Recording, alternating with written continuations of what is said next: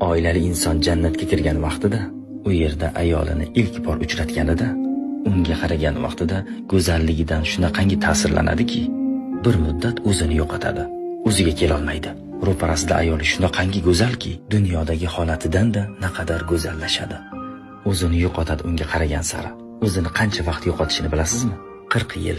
40 yil o'ziga kela olmaydi. Keyin boshini burib takror qaraganida Alloh uni yana ham go'zallashtirgan bo'ladi. Chunki jannatda doimiy esgan shamol mu'minlarni erkak bo'lsin, ayol bo'lsin yana ham go'zallashtiradi. Ularning yuzlaridagi jamolini yana ham orttiradi. Oila qurish faqat dunyoviy ehtiyojlar uchun qilinadigan barobarlik emas, abadiy hayotda davom etadigan barobarlik.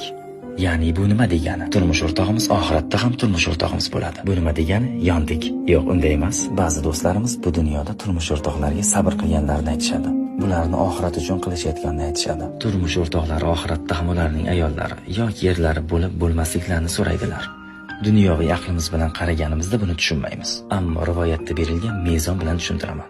Bir hurning go'zalligi dunyo go'zalliklaridan qanchalar ustun. Sochining bir tolasi yerga tushsa, dunyoda bo'lmagan urushlar bo'ladigan darajada. Shunchalik go'zal. Undan taralgan yorug'lik kun chiqishi va botishini qamrab oladi. Shunday qilib, oilali bir mu'minning jannatdagi ayoli u hurlardan 70 ming barobar go'zalroq.